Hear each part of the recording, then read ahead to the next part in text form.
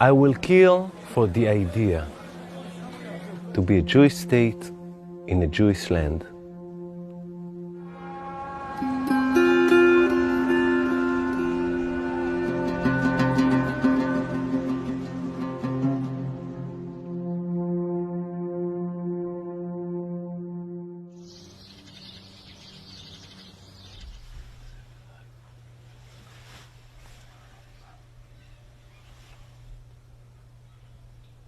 My name is Wajahat Ali, and some people know me as a writer slash commentator slash dude who wears a lot of makeup on television once in a while. It always seems that like white writers get to talk about Muslim radicals and extremists, but like Muslims are never allowed to like go talk about like any other radicals because we're seen as too sensitive, too emotional. Be a good boy.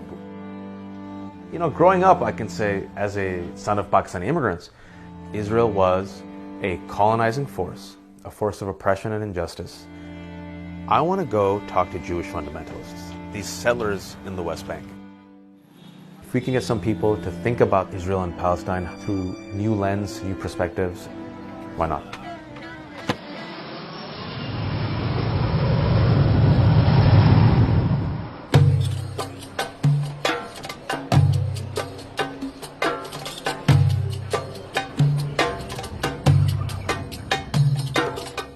In 1967, fearing an attack from the Arab world, Israel went to war. In 6 days, they not only defended their territory, but also expanded it to more than twice its pre-war size, including occupying the West Bank, the area Palestinians hope will be part of their future state. Today, over 400,000 Israeli Jews live in the West Bank in defiance of international law, a Swiss cheese of towns and cities that may make a viable Palestinian state impossible. I want to find out, who are these settlers and why do they choose to live in the most contentious place on earth?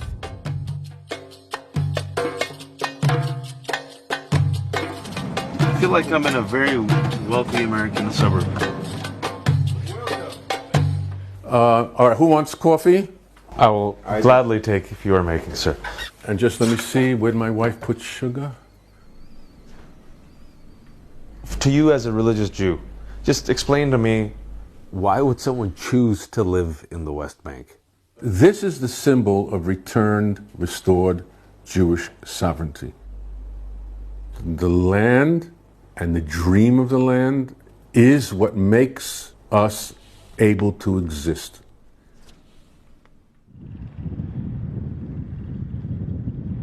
Now we're coming to, I think, one of the more historical things that justifies our being here, what we call the Tell of Shiloh, the archaeological mound. So we're digging out the past, and in digging out the past, we're finding bones, we're finding pottery, we're finding walls, and all building up a picture what was here at Tel Shiloh 3,500 years ago up until the present. So there's many Palestinians who say they have a greater right to this land than you, an American Jew, born, last time I checked, in Brooklyn? Bronx, sorry, I stereotyped you. So go ahead and keep digging 10,000 years. I'll show you the key to my great-grandfather who was here. I assume that he does have the key to an actual home that existed here from his grandfather. I don't dispute that. It's who was here consistently, century after century, millennia after millennia. And that belongs only to the Jews.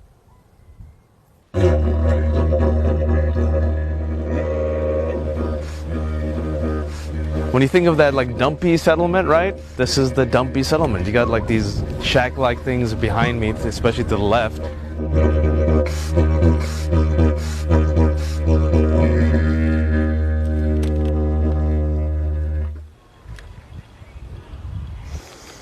So you were the first house? The first anything. Well, weren't you afraid of, I mean, there's nothing here. There's no grocery store, no gas station, no hospital, no neighbors. Good. According to me, that's what I dream of. Everything is belong to us. By history, by archaeology, by theology. I spent my last 2,000 years as a foreigner, as someone that exiled from this country, in Iraq, in Poland, in Russia, in Germany, in no matter where. I won't be foreigner again.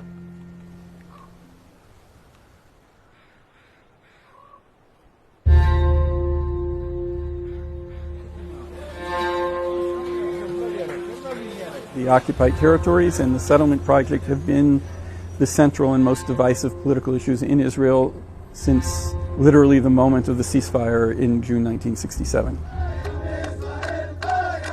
A group called Gush Emunim, the Bloc of the Faithful, this kind of premier settler organization, began to work to create large-scale civilian settlement across the occupied territory. The right-wing Likud governments took that foundation and accelerated it greatly, and through a variety of means drew hundreds of thousands of Israelis to live in occupied territory. What we mainly do is we're playing offense. And it's not an offensive campaign against terrorism, it's an offensive campaign against Palestinian independence. There isn't almost any city in the West Bank, Palestinian city, that is not encircled by the settlements 360 degrees. If you're a Palestinian, you want to leave a city, you need to have a permit. When you leave, you have to wait on a checkpoint. Another people, another authority that you don't recognize as your own, control every aspect of your life.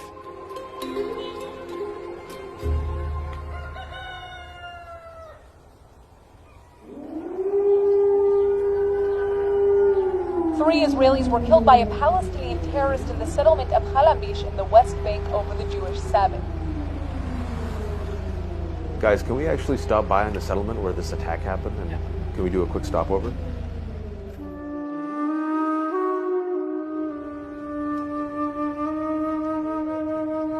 I'm going to meet the sister of the IDF soldier who shot Omar al-Abed, the 19-year-old Palestinian attacker, and she's going to take us literally to the place where he saw them.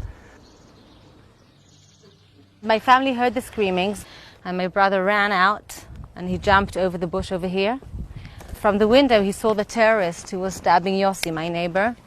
He shot over there, and he managed to neutralize the terrorist who fell down on the floor. And then they ran into the house, and they saw an awful, awful scene, bleeding all over the floor.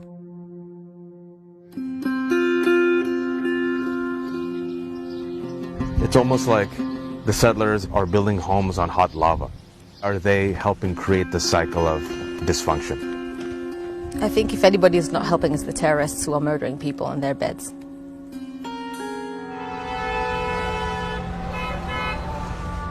I'm about to go talk to Omar's parents. Do you condemn what your son did or not? أنا بحملها للاحتلال لنتنياهو يعني وش صار يصير نتكتل وهم ما يتكتلوش سيدنا محمد صلى الله عليه وسلم العين بالعين والسن بالسن.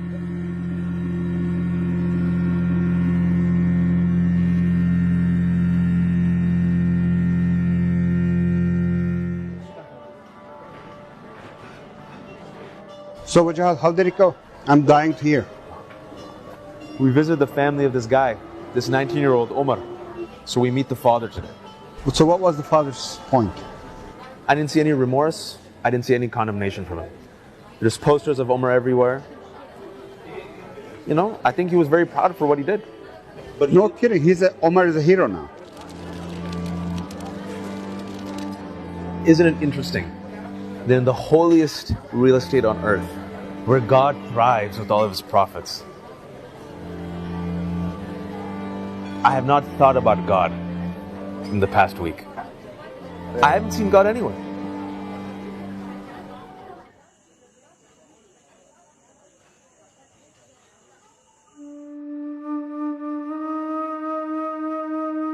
We're about to head into Hebron. This has been described as the heart of darkness of the occupation of the settlements. It's a city which is literally divided between Muslims and Jews. The settlers here are some of the most hardcore. To avoid further angering the Palestinians, the Israeli government rarely lets them expand their community or build new homes. I'm here to meet Yishai Fletcher and Noam Arnon, two representatives for the Jewish community of Hebron.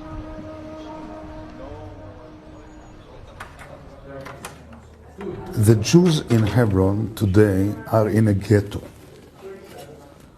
Jews are forced to live in 3% of the town. What my Arab friends say to me is that most of the people, they don't want a Palestinian state or a Palestinian entity, and they want to be under Israeli sovereignty. תגיד לי, אולי אני אבוא אליך עם עיתונאי מאמריקה, אתה רוצה? גם היו אנשים אמרו אנחנו רוצים תחזור ישראל לשטחים. כן, כן. אף אחד ברחוב אמר לו לבחור, אמר לו לא רוצים. Many Palestinians would say, Noam and Yishai are simply using you for pro-Israel propaganda. How do you respond to that? הרבה אנשים היו אומרים, אני לא ראיתי בעיניים שלי יהודי שחט ערבי כמו הערבי יש בעיראק בסוריה.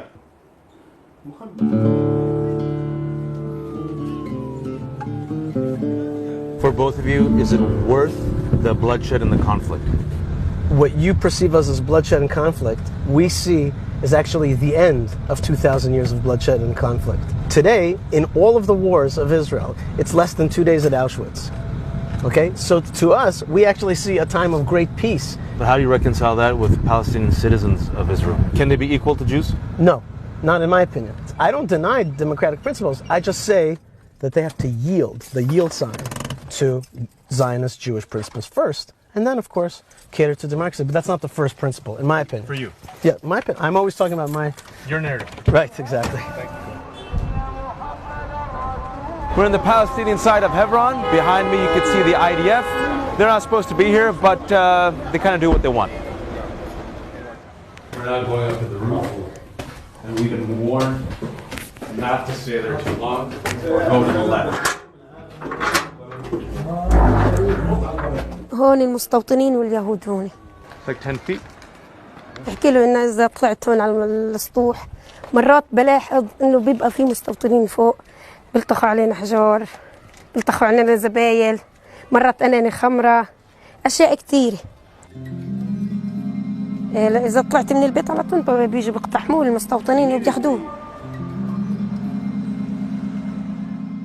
Do you think Jews have a right to live in this land? لا ما لهمش حق. Where will the Israelis go? يرجعوا على أراضيهم يروحوا على بيوتهم. أنا وأولادي وجوزي كنا في فلسطين.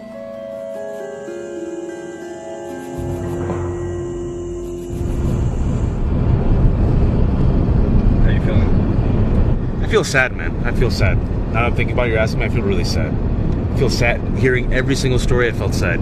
Even the story of the settlers, because I feel like they missed the mark, you know? They missed the story of Abraham. They missed the spiritual lessons of what it's about.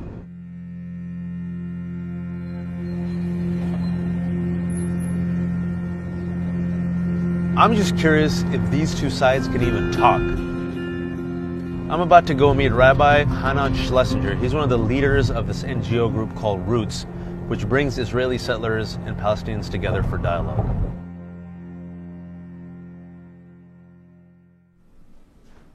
So I came to this land from my story, and it took me 37 years to realize that there's another story.